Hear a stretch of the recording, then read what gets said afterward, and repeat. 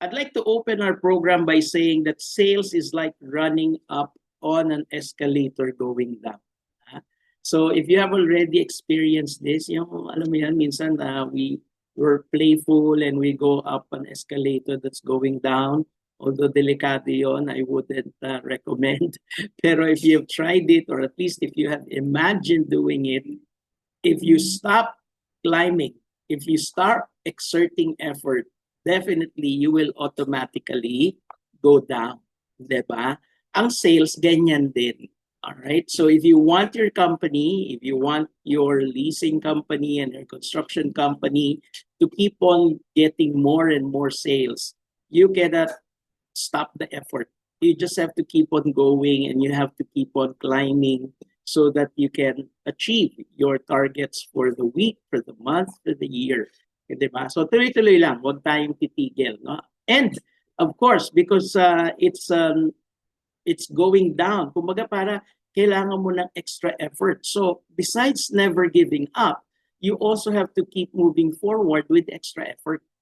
And that's what sales is. No? It's about never giving up, even if you receive a lot of challenges and a lot of rejections. Tuloy-tuloy lang tayo. All right? And then, of course, you have to give it extra effort palagi. Alam mo yon, tipong kahit napapagod ka na, parang feeling mo, binigay ko na lahat, give more. No? Dun sa effort. All right? Now, how do we do this? We do this by developing ourselves, by growing ourselves. No?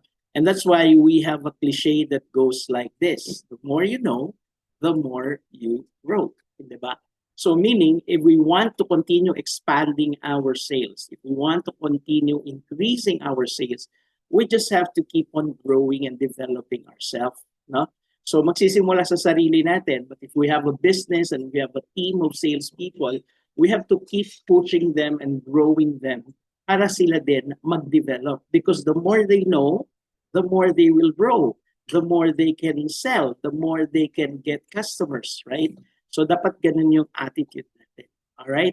Now also, how do you do that? How do you develop yourself? Therefore, you have to continuously learn. And another cliche says that the more you learn, the more you earn. Hindi ba? So ganun din yun.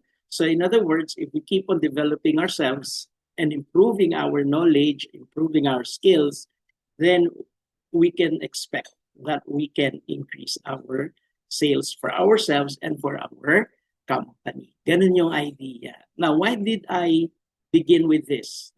Because this basically encapsulates the 3 secrets to winning more sales. Okay? So, throughout the program, I'll be revealing one by one. Ano ba yung mga secrets upon secrets of getting more sales in the business. So whatever business you're in, whether offline or online, these are the same principles that you need to practice para mag-increase ang sales mo. And you become a sales champion or your organization becomes a sales champion as an organization. All right? So, huwag na natin patagalin. Ano-ano ba itong mga sikreto nito? Alam mo, the problem with me telling you these secrets, pag nasabi ko na, hindi na siya secret. Diba? So, but anyway, let me share with you. Dive in na kagad tayo. Secret number 1 agad.